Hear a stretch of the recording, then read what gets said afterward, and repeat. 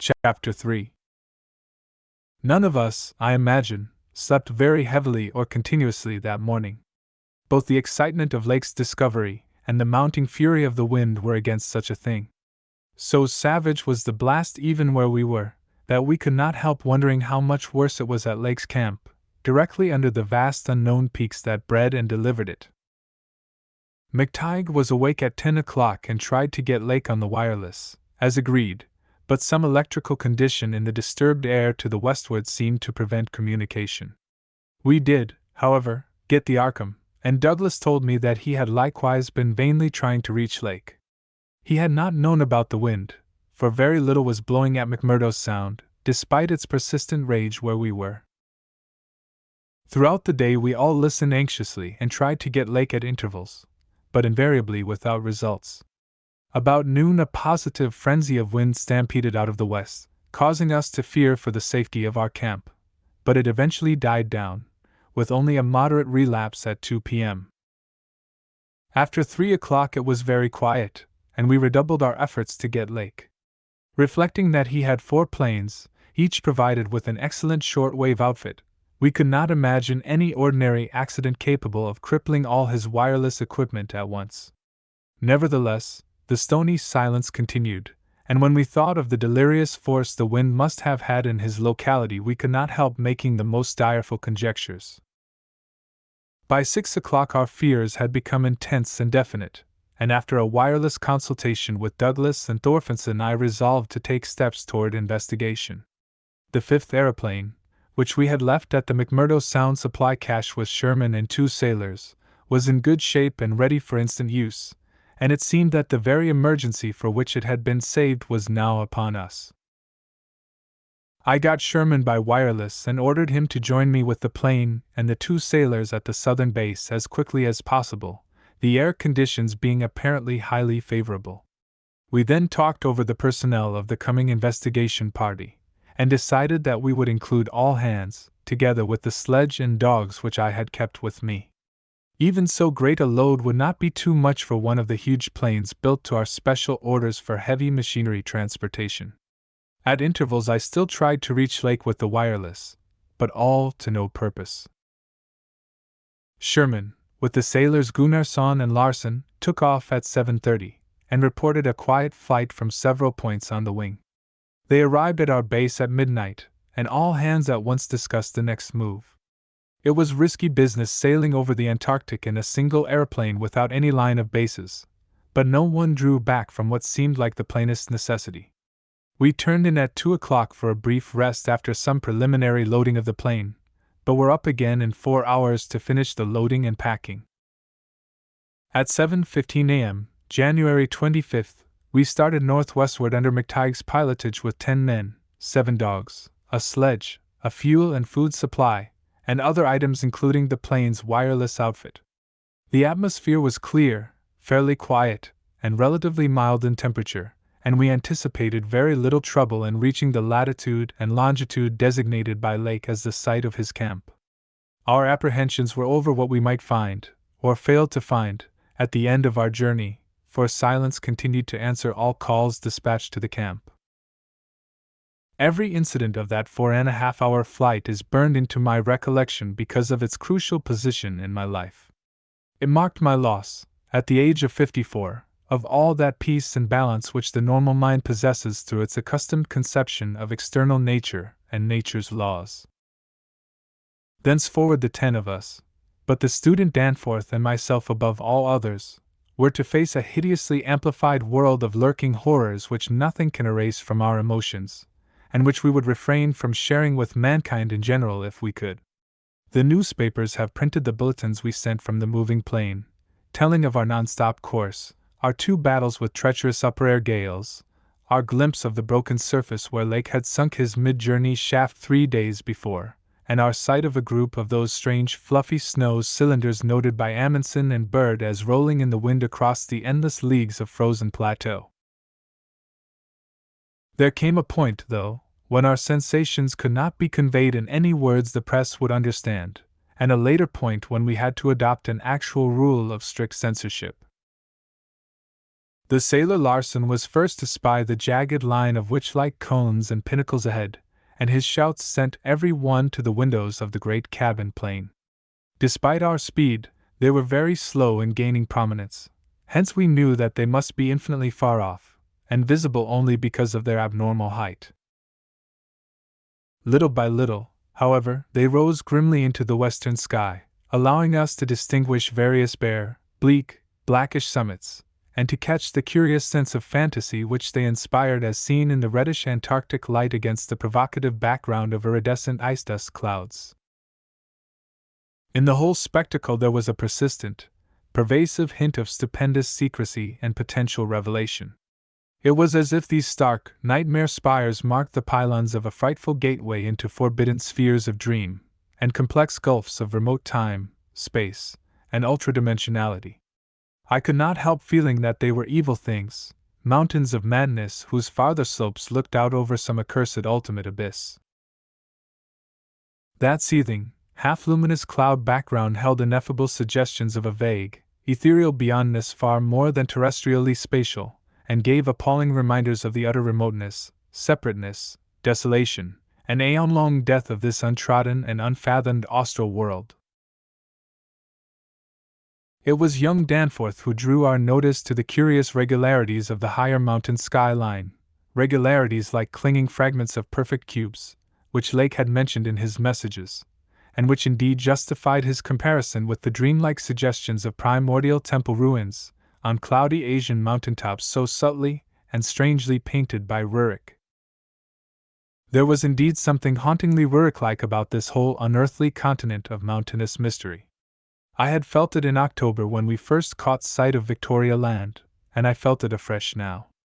I felt, too, another wave of uneasy consciousness of Archean mythical resemblances, of how disturbingly this lethal realm corresponded to the evilly famed plateau of Ling in the primal writings. Mythologists have placed Ling in Central Asia, but the racial memory of man, or of his predecessors, is long, and it may well be that certain tales have come down from lands and mountains and temples of horror earlier than Asia and earlier than any human world we know. A few daring mystics have hinted at a pre-Pleistocene origin for the fragmentary Akkadic manuscripts, and have suggested that the devotees of Tsathoggua were as alien to mankind as Tsathoggua itself. Lun, wherever in space or time it might brood, was not a region I would care to be in or near, nor did I relish the proximity of a world that had ever bred such ambiguous and Archean monstrosities as those Lake had just mentioned. At the moment I felt sorry that I had ever read the abhorred Necronomicon, or talked so much with that unpleasantly erudite folklorist Wilmarth at the university. This mood undoubtedly served to aggravate my reaction to the bizarre mirage which burst upon us from the increasingly opalescent zenith as we drew near the mountains and began to make out the cumulative undulations of the foothills.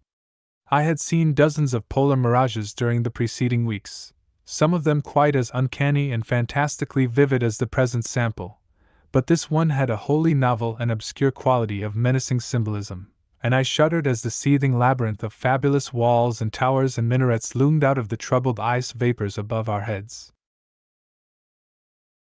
The effect was that of a cyclopean city of no architecture known to man or to human imagination, with vast aggregations of night-black masonry embodying monstrous perversions of geometrical laws. There were truncated cones, sometimes terraced or fluted, surmounted by tall cylindrical shafts here and there bulbously enlarged and often capped with tiers of thinnish scalloped discs, and strange, beetling, table-like constructions suggesting piles of multitudinous rectangular slabs or circular plates or five-pointed stars with each one overlapping the one beneath. There were composite cones and pyramids either alone or surmounting cylinders or cubes or flatter truncated cones and pyramids, and occasional needle-like spires and curious clusters of five. All of these febrile structures seemed knit together by tubular bridges crossing from one to the other at various dizzy heights, and the implied scale of the whole was terrifying and oppressive in its sheer giganticism. The general type of mirage was not unlike some of the wilder forms observed and drawn by the Arctic whaler Scoresby in 1820, but at this time and place, with those dark, unknown mountain peaks soaring stupendously ahead, that anomalous otherworld discovery in our minds, and the pall of probable disaster enveloping the greater part of our expedition. We all seemed to find in it a taint of latent malignity, an infinitely evil portent. I was glad when the mirage began to break up, though in the process the various nightmare turrets and cones assumed distorted, temporary forms of even vaster hideousness. As the whole illusion dissolved to churning opalescence, we began to look earthward again, and saw that our journey's end was not far off. The unknown mountains ahead rose dizzily up like a fearsome rampart of giants, their curious regularities showing with startling clearness even without a field glass. We were over the lowest foothills now, and could see amidst the snow, ice, and bare patches of their main plateau a couple of darkish spots which we took to be Lake's camp and boring. The higher foothills shot up between 5 and 6 miles away, forming a range almost distinct from the terrifying line of more than Himalayan peaks beyond them. At length Ropes, the student who had relieved McTighe at the controls, began to head downward toward the left-hand dark spot whose size marked it as the camp. As he did so, McTighe sent out the last uncensored wireless message the world was to receive from our expedition. Every one, of course, has read the brief and unsatisfying bulletins of the rest of our Antarctic sojourn. Some hours after our landing we sent a guarded report of the tragedy we found, and reluctantly announced the wiping out of the whole lake party by the frightful wind of the preceding day, or of the night before that. There were 11 known dead, young Gedney was missing. People pardoned our hazy lack of details through realization of the shock the sad event must have caused us, and believed us when we explained that the mangling action of the wind had rendered all 11 bodies unsuitable for transportation outside. Indeed, I flatter myself that even in the midst of our distress, utter bewilderment, and soul-clutching horror, we scarcely went beyond the truth in any specific instance. The tremendous significance lies in what we dared not tell, what I would not tell now but for the need of warning others off from nameless terrors. It is a fact that the wind had wrought dreadful havoc. Whether all could have lived through it, even without the other thing, is gravely open to doubt.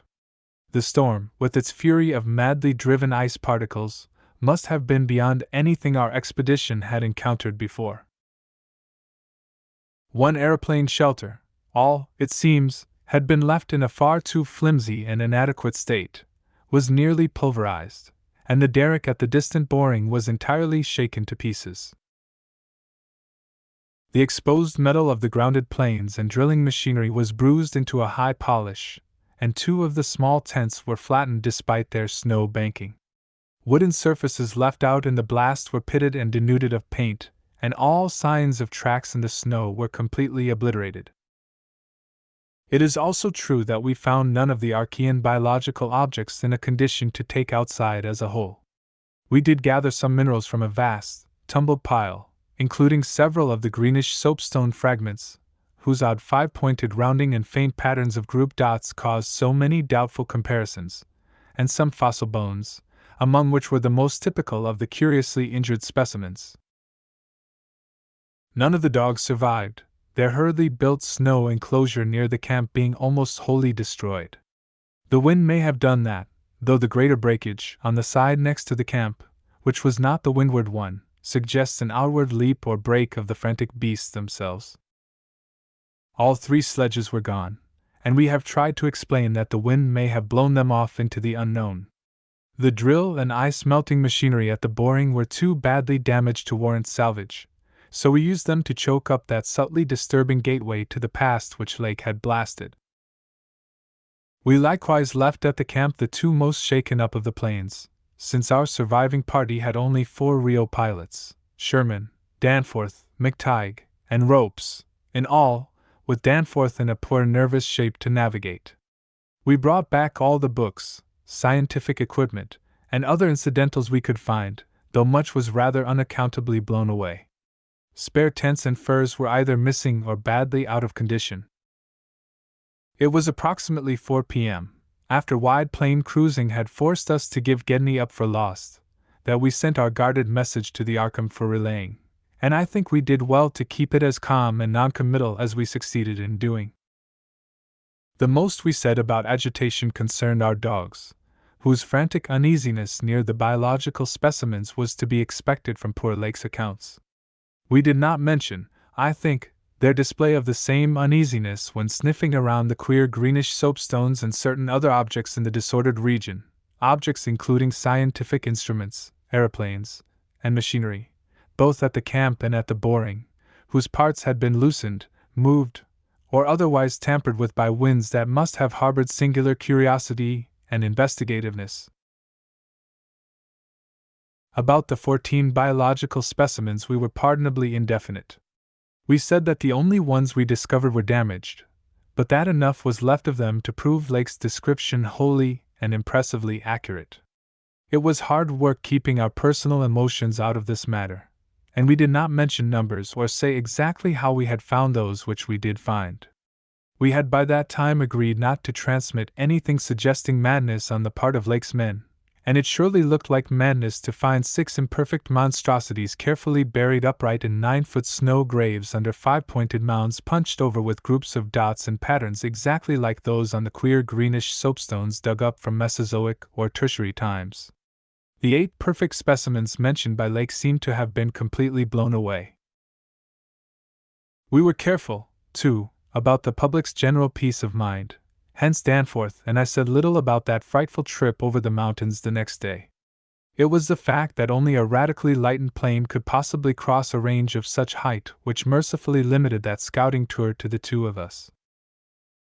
On our return at 1 a.m., Danforth was close to hysterics, but kept an admirably stiff upper lip.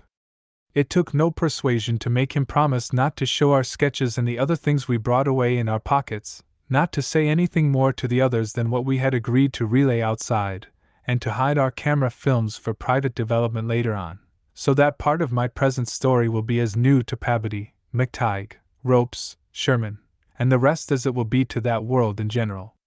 Indeed, Danforth is closer-mouthed than I, for he saw, or thinks he saw, one thing he will not tell even me.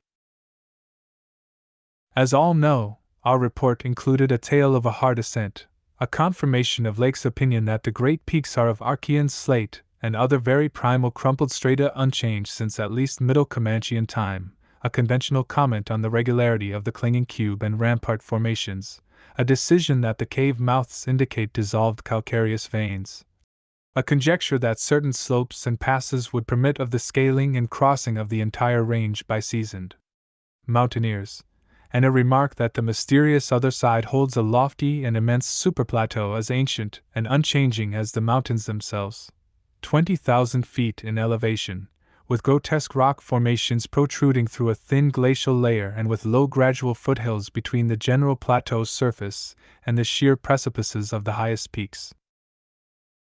This body of data is in every respect true so far as it goes, and it completely satisfied the men at the camp.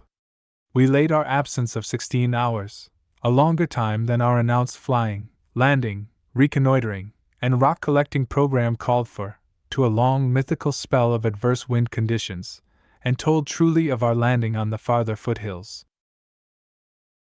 Fortunately, our tale sounded realistic and prosaic enough not to tempt any of the others into emulating our flight. Had any tried to do that, I would have used every ounce of my persuasion to stop them, and I do not know what Danforth would have done. While we were gone, Pabody, Sherman, Ropes, McTighe, and Williamson had worked like beavers over Lake's 2 best planes, fitting them again for use, despite the altogether unaccountable juggling of their operative mechanism.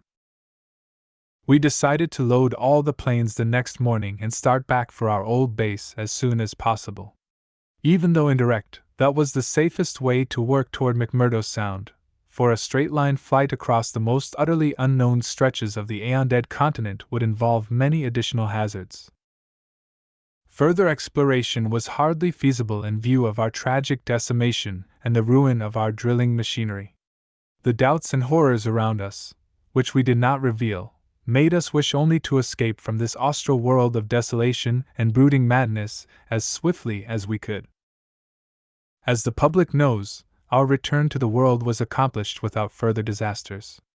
All planes reached the old base on the evening of the next day, January 27th, after a swift non-stop flight, and on the 28th we made McMurdo Sound in 2 laps, the one pause being very brief, and occasioned by a faulty rudder, in the furious wind over the ice shelf after we had cleared the great plateau.